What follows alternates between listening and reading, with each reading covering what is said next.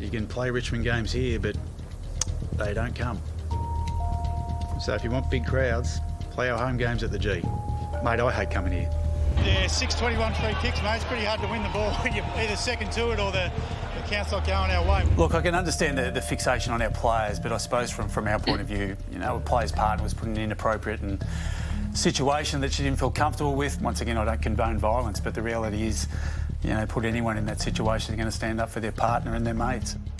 So Damien Hardwick has had plenty to say in recent times. Caro, you take a little bit of umbrage at it. The rest of us might actually say he is fighting hard for his Tigers at the moment. What's your thoughts, first of all? I think there's a better way to do it, Ed. I think you can publicly say one thing. You can go, if you really believe Shai Bolton and Daniel Rioli did the right thing, take them aside and tell them that. But do not publicly condone violence and that sort of king hit, you know, step-in strategy the one in step, any way. The one-step punch, we don't want that. Look, there is no doubt there is a war going on behind closed doors between Richmond and the AFL. Damien Hardwick is the front man, but he's not the only man. It emerged in a sort of half-joking way at the CEO's meeting at Werribee Mansions, I mentioned in the first segment, when Brendan Gale, every CEO got up and spoke about their club and where they're at.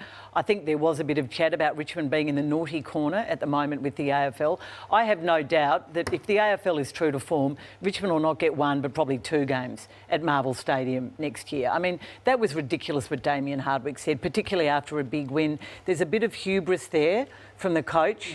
And even you, his former teammate and great defender, would have been, and I think you were disappointed in those comments. The Marvel one, at war, and you can't be spiteful and suddenly change the fixture just because you're at war. It's happened. And also, you know he's it's happened towing the before. club line there. He's towing the club line. You can't tell me the Marvel isn't directed from the top. That's a club line. This is a team who believe they're just, you know, in the premiership window still and making some really silly statements. I mean, that was off the back of Brendan Gale talking down the game earlier that week. And I know it's a tradition and Tiger... I mean, I love going to the MCG, much more than Marvel Stadium, but then you get 18,000 and you have to... It's a self-fulfilling prophecy if you're bagging the fixture yourself. I just think that you don't always... You can choose your battles with the AFL. What about the fine, Caro? Do you believe... Can I just jump in just to finish it? And then I'll go to you, just on this one, because I've been in this situation when you are the big club in town. And that I've seen the AFL change fixtures the to AFL, punish clubs. The new deal at the MCG for the home clubs to get big money, get big crowds in,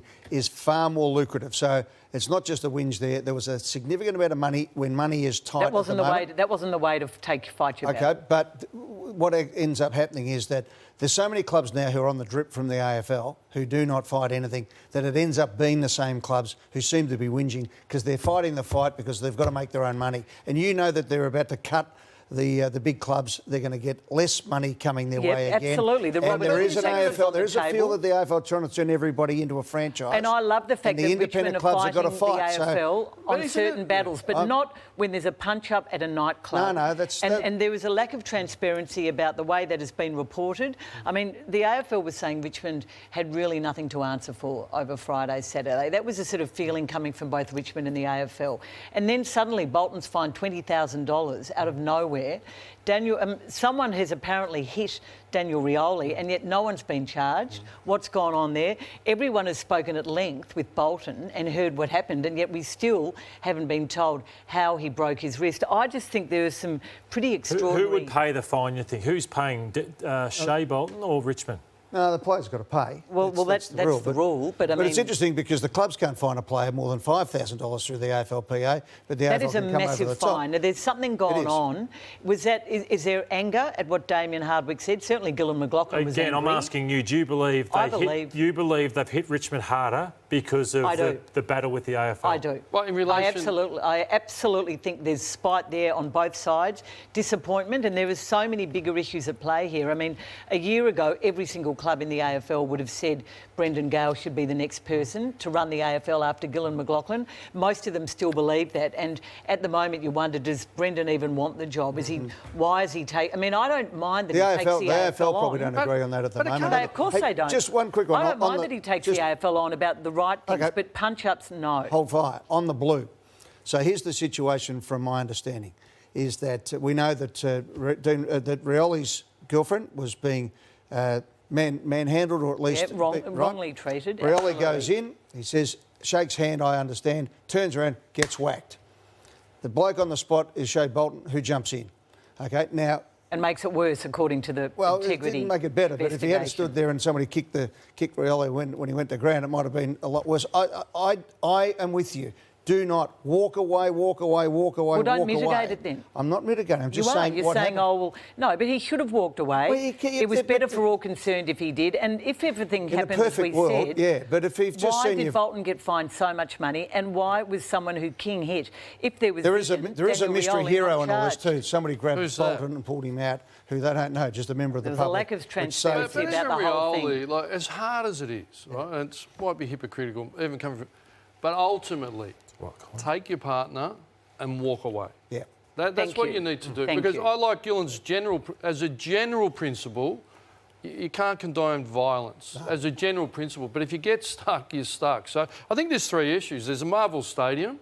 And not everything can be about maximising crowds and money, because if you parlay the Tasmanian reference, it's not always about the money, it's about the game and the fans. So it's about fairness of the draw. I support And then the Richmond in taking umpires, the I think AFL the on about umpires, some I think things. AFL coaches need to lay off the umpires. There's an umpiring crisis in the suburbs, we can't get them.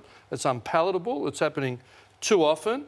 And the violence is a bit different again. So ideally, I understand what he's saying, but we all want them to avoid it if possible. Ed, who's the big tiger? Well, first of all, we know Tom Lynch is out for 6 weeks. I want to get your thoughts on that. But there's a bit of mail around that Dusty's got a sore foot, and he's been playing through an injury for a fair while.